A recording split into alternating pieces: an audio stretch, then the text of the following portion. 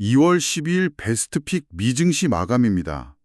오늘 보내주신 자료들을 보니까요. 어제 미국 시장이고 정말 보통 일이 아니었네요. 네, 맞아요. 단순한 하락 그 이상이었죠. 네, 시장을 이끌던 그 AI에 대한 인식이 하루아침에 뭐랄까 희망에서 공포로 확 바뀌면서 거대한 충격파를 만들어냈어요. 그래서 오늘은 이 AI 공포 현상이 대체 뭔지, 그리고 당신이 이 격변 속에서 어떤 기회를 찾아야 할지 좀 깊게 파헤쳐 보려고 합니다. 네, 바로 그 지점이 핵심이에요. 그동안 시장은 AI를 그냥 모두에게 이로운 성장 동력으로만 봤잖아요. 그렇죠. 그런데 이제는 특정 산업의 생존 자체를 위협하는 파괴자일 수 있다. 이걸 깨닫기 시작한 거죠. 이건 그냥 숫자로 보이는 지수 등락률보다 훨씬 더 근본적인 어떤 투자 심리의 변화를 의미하거든요. 오늘 자료들을 통해서 그 변화의 실체와 파급 효과를 짚어보는 시간이 될 겁니다. 좋습니다. 그럼 본격적으로 한번 시작해 볼까요? 네. 시작하기 전에요.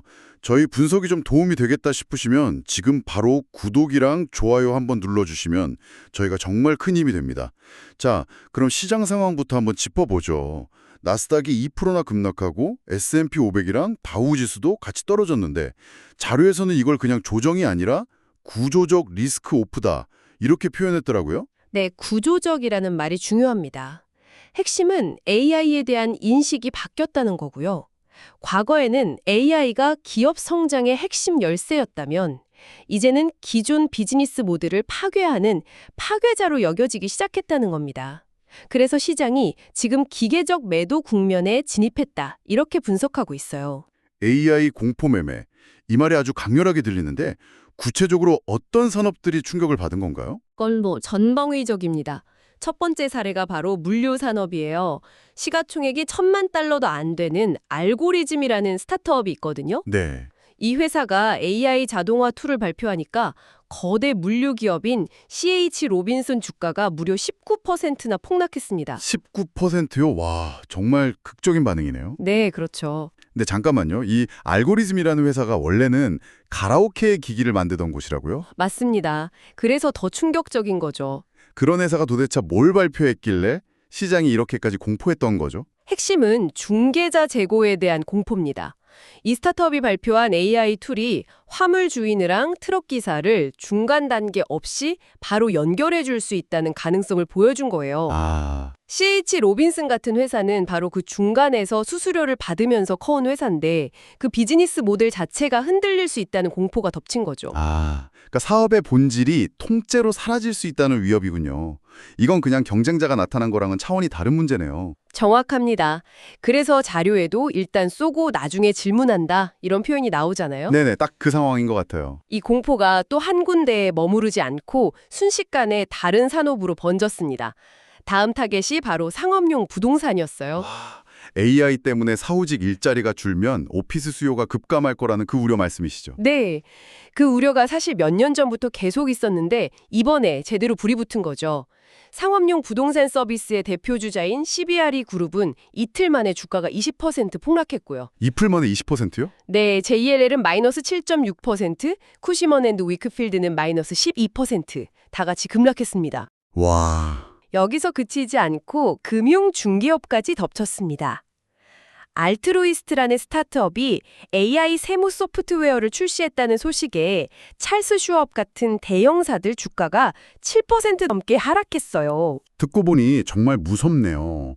인간의 전문 영역이라고 생각했던 분야들이 AI 기술 하나에 그냥 속수무책으로 흔들리는 모습이에요. 네. 자료에 기계적 매도라는 말도 나오던데 이건 그냥 투자자들이 겁먹고 파는 거랑은 좀 다른 개념인가요? 네, 완전히 다릅니다. 이건 개별 투자자의 감정적인 판단이 아니에요.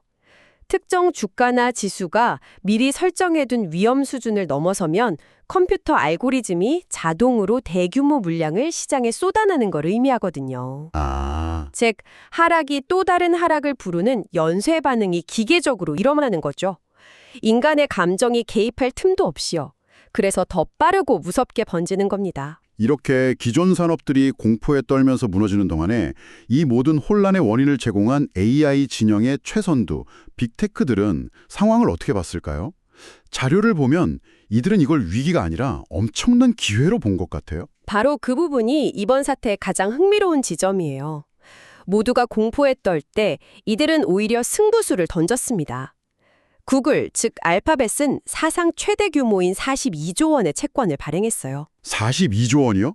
와, 정말 천문학적인 금액인데 그 돈으로 뭘 하려는 걸까요? 더 놀라운 건 채권의 종류입니다.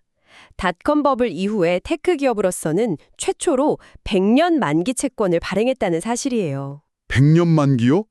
아니, 100년은 너무 긴 시간 아닌가요? 지금 잘 나간다고 100년 뒤에도 구글이 건재할 거라고 믿는 건 좀 순진한 생각일 수도 있잖아요. 아주 날카로운 지적이세요. 그런데 바로 그 점이 시장의 인식 변화를 보여주는 강력한 신호입니다. 시장은 이제 구글 같은 하이퍼스케일러들을 더 이상 변동성 큰 기술주로 보지 않는다는 뜻이에요. 하이퍼스케일러요? 그게 정확히 어떤 의미죠? 아마존의 AWS나 구글 클라우드처럼 전 세계적인 데이터 센터 인프라를 가진 초거대 클라우드 기업들을 말합니다. 시장은 이제 이들을 단순한 인터넷 기업이 아니라 국가의 전력망이나 도로망 같은 핵심 기관 시설로 보기 시작했다는 겁니다. 아, 100년 뒤에도 사회에 반드시 필요한 인프라다 이렇게 인정을 한 셈이군요. 그렇죠. 구글은 시장의 공표를 역이용해서 자신들의 지위를 이렇게 공고히 한 겁니다. 와, 정말 대담한 전략이네요. 근데 아마존의 계획은 한술 더 뜨는 것 같아요. 2026년 한 해에만 설비 투자에 2천억 달러를 쏟아붓고 프로젝트 레오로 위성을 4,500기나 추가로 발사한다고요? 네, 아마존의 목표는 명확합니다. 자신들의 막강한 AWS 클라우드랑 우주 인터넷을 결합해서 말 그대로 하늘과 땅 양쪽에서 누구도 넘볼 수 없는 물리적 디지털 인프라를 구축하겠다는 거예요. 미래 AI 시대에 모든 데이터 흐름을 완벽하게 장악하겠다는 선언인 셈이죠. 빅테크들이 이렇게 인프라를 선점하려고 천문학적인 돈을 쏟아붓는 동안 그들에게 부품을 공급하는 하드웨어 기업들의 희비는 크게 엇갈렸다고요. 시스코란 엔비디아 사례가 특히 흥미로웠습니다. 그렇죠. 같은 하드웨어 기업인데도 운명이 완전히 달랐어요. 시스코는 예상보다 좋은 실적을 발표했거든요. 네. 그런데도 주가가 10%나 급락했습니다. 이유는 간단해요. AI 서버에 들어가는 메모리 비용이 급등하면서 앞으로 마진, 즉 수익성이 나빠질 거라는 우려 때문이었죠. 실적이 좋아도 미래가 불안하면 주가가 떨어지는군요. 반면에 엔비디아는 AI 붐의 최대 수혜주로 불리잖아요. 맞습니다.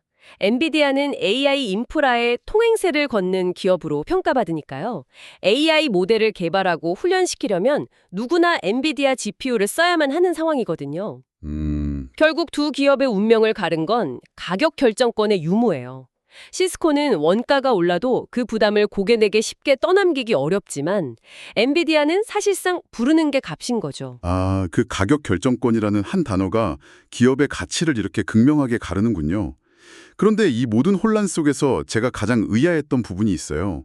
보통 시장이 불안하면 금이나 은 같은 안전자산 가격은 올라야 정상이잖아요. 네, 그렇죠. 그런데 자료를 보면 오히려 금값은 3.2%, 은값은 무려 11%나 급락했어요.